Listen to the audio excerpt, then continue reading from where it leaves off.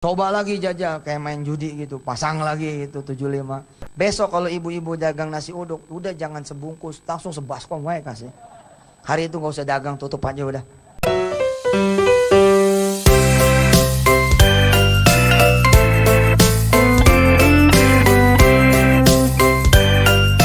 Berubah ya.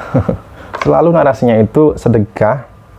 Yang disarankan oleh beliau itu sedekahkan semua yang kita punya, modal kita. Jadi kalau kita misalkan jualan, kita punya gerobak, kita sedekahkan semua gerobak itu. Otomatis kan besok kita nggak bisa kerja. Terus nanti keajaiban apa yang kita dapatkan? Apa mungkin nanti ada seorang tiba-tiba ngasih duit ke kita gitu. Coba deh praktekkan semuanya. Teman-teman coba praktekkan. Atau mungkin Ustadz Yusuf Mansur kali ya mempraktekkan, mensedekahkan mungkin salah satu asetnya gitu kan. Atau salah satu mobilnya. Saya juga mau, di sini saya kan juga orang nggak mampu. Sering saya tanya sama ibu-ibu, punya siapa ya pasar? Punya yang dagang katanya. Bukan, pasar itu punya Allah. Yakin nggak? Gitu. Terus ketika mereka bilang, yakin Pak Ustadz. Oke, Tuhannya siapa nih? Duit apa Allah nih? Bingung deh. Karena udah tahu arahnya kemana gitu. Dibilang Allah dia butuh duit, dibilang duit, ya Allah nggak ada duanya gitu. Lalu saya bilang Tuhan kita itu Allah. Kita sepakati dulu nih, saya bilang. Ayo ikutin saya. Walillahi mulkus samawati wal ardh wa ilallahi turja'ul umur. Semua yang ada di langit dan bumi itu punya Allah. Termasuk nanti pasar. Pasar punya Allah. Yakin nggak pasar punya Allah? Yakin. Oke, kalau yakin, pergi kita ke pasar. Nggak usah bawa duit. Nggak usah bawa dompet, nggak usah bawa kartu ATM, kartu kredit, nggak usah bawa handphone. Udah jalan aja. Yang penting kita minta sama Allah. Sebelum kita datang, kita minta dong. Kalau main datang-datang aja lo nyolong. Minta dulu. Sebelum ke pasar, begitu saya bilang tuh sama ibu-ibu kayak. Saya bilang sebelum ke pasar, duha dulu lah. Minta dulu. Tulis tuh. Apa yang mau dibelanjain tulis. Tulis, taruh di atas sejadah, kita sholat dah. Terus kita bilang dah sama Allah. Innad duha'a duha'uka. Wal baha'a bahauka wal jamala wal quwwata wal qudrata wal ismata. Nah, ambil kertasnya. Wa inad daginga daginguka. Wa inna ikana ikanuka. Wa inna sayura sayuruka. Wa inna cabeya tomata bawanga cabeuka tomatuka bawanguka. Semuanya milik Allah. Tinggal minta doang. Segitunya kita dorong soal belief. Sedikit yang mau jalan ke pasar nggak bawa duit, sedikit. Rata-rata mereka ada barrier. Nah, kelihatannya umat ini lagi persoalan di masalah beli di semua sektor gitu. Makanya saya ya asikin aja tuh di dunia belief itu. Temanya apa kayaknya, pokoknya soal beli, soal sedekah misalkan. Ujung-ujungnya iman lagi. Saya ceramah di TV, saya bilang, ini hari apa nih? Selasa. Ya udah, siapa orang yang Selasa malam ini keluar dari rumahnya pergi, terus dia sedekah apa yang dia punya, insya Allah Selasa besok ketemu saya lagi, udah diganti sama Allah 10 kali lipat. Gitu saya bilang.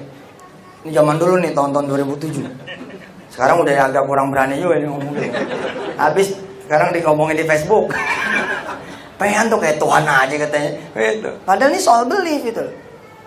Ini soal belief, nggak usah kita bicara Muslim. If you believe, nggak usah bicara orang yang punya Tuhan itu loh, orang yang punya Tuhan. Kalau masalah percaya, belief kita semua wajib percaya, wajib yakin. Tapi masalahnya kepercayaan kita itu, nah sekali lagi balik lagi, percaya Allah nanti akan membalasnya memang di dunia atau di akhirat gitu. Di sini saya melihat Ustadz Yusuf Mansur ini dalam ceramahnya ya hampir semuanya itu ditarik ke urusan dunia. Jadi saya melihat bahwa beliau itu memang apa yang di benaknya itu tentang dunia saja gitu loh. Orientasinya itu adalah dunia, harta gitu. Nah, itu pun juga kalau kita melihat perjalanan beliau ya dari masa ke masa sampai saat ini, itu kan selalu dikaitkan dengan bisnis, saham ya. Jadi seolah-olah dunia inilah yang kita tuju ya. Ibadah kita selalu ditarik ke urusan dunia. Pagi itu saya udah jalan nih, udah pergi kerja, udah pergi ngajar apa segala macam. Jam 8 pagi ada satu mobil datang nyari saya. Terus nongkrong di warungnya Nyai. Mesen nasi, mesen kopi, mesen teh, ada kali 5 atau 8 orang. Setelah jalan setengah jam, saya nggak ada di tempat. Apa kata tamu-tamu? Nyai, saya pulang ya, kami pulang. Titip salam aja sama Ustadz. Oh iya, ini buat bayar nasi uduk. Ceder, 1 ikat. 1 juta dikasih. Padahal Nyai Solati ngasih sebungkus. Dibayar sama Allah 1 juta. Tuh, Pak. Allahu Akbar. Besok kalau ibu-ibu dagang nasi uduk, udah jangan sebungkus, langsung sebaskom wae kasih. Hari itu gak usah dagang, tutup aja udah. Tapi nanti siang, malam akan ada yang ngasih. Lihat ya, urusan sedekah yang bukan wajib kayak begitu bayarannya. Bagaimana urusan yang wajib seperti zakat fitrah. Nah, sekali lagi yang saya ingatkan teman-teman, sedekah sedikit-sedikit konsisten itu lebih disukai Allah daripada kita sedekah dengan menyerahkan semua yang kita miliki. Itu sama saja dengan mendolimi diri kita sendiri, karena dari uang yang kita sedekahkan tersebut itu masih ada hak untuk saudara-saudara kita, untuk keluarga kita, anak istri kita gitu, bagi yang sudah berkeluarga gitu. Jika ini terus dipraktekkan, nah, itu mau sampai kapan habisnya? Artinya kan tidak ada habisnya gitu loh. Semua umat Islam pasti kaya jika menerapkan konsep sedekah seperti ini. Rasulullah sendiri hidup dalam kesederhanaan. Dulu ketika saya masih di Bandung ya, ada orang datang, ini cerita lah ya.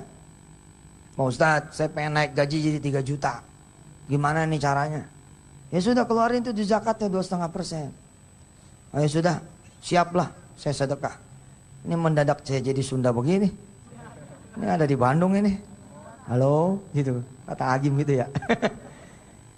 2,5% kali 3 juta berapa? Berapa duit? 75.000. Dia datang ke kasir. Nanti saya potong langsung punya saya 75. Jadi oh enggak, dia punya gaji 1 juta. Pengen naik jadi 3 juta. Saya bilang udah potong tuh zakat profesinya 2,5%. Bingung dia. Saya kan pengen naik gaji, kenapa jadi malah dikurangin dengan zakat? Mestinya mah jangan 2,5, tahu nggak lo? Mestinya 100%. Punya gaji 1 juta, sedekahnya 1 juta. Insya Allah disambut sapu sama bini. Nih, kebanyakan nonton Ustadz nih.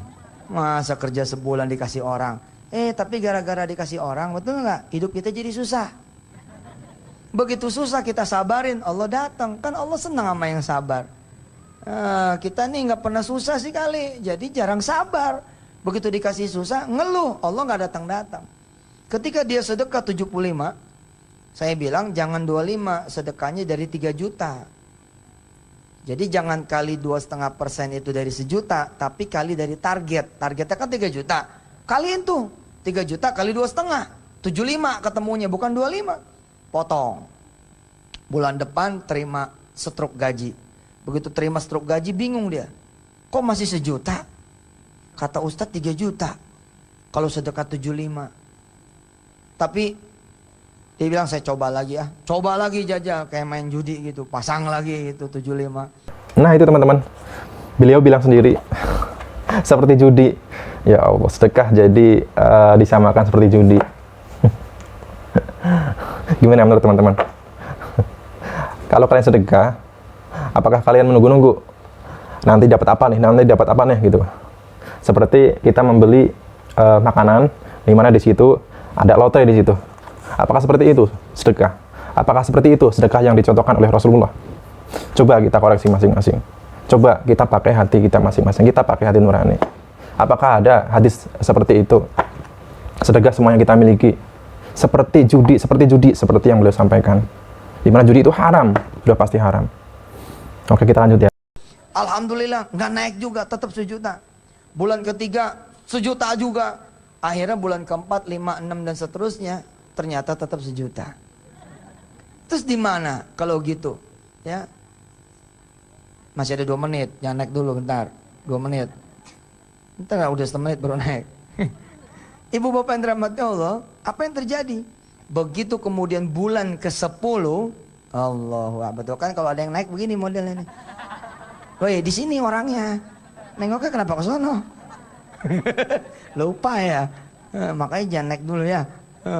Ibu bapak yang dirahmati Allah, ternyata Allah bayar di bulan ke berapa? Allah bayar di bulan ke-10. Di bulan ke-10, alhamdulillah dia putus dari pacarnya. Loh, kok dibayar? Oh, malah putus. Di situ seninya. Akhirnya teman-temannya pada nyariin jodoh buat dia. Menikahlah di bulan ke-12. Begitu menikah di bulan ke-12, mertuanya jual tanah. Akhirnya semua keluarga diberangkatkan umroh, termasuk orang ini. Hitung punya hitung 24 juta rupiah. Subhanallah. Itu kan sama dengan 3 juta dikali 12. 24 juta dalam bentuk umroh, sisanya dalam bentuk istri. Jadi nggak pernah bakal meleset. Itu baru sedekah, belum urusan zakatnya. Insya Allah kita akan ngobrol-ngobrol lagi. Nah, ini orang ini siapa? Bener nggak juga? Aduh, sedekah semua gajinya selama 10 bulan. Anda yang mau praktekin nggak? Kalian, semua gaji kalian, sedekahin.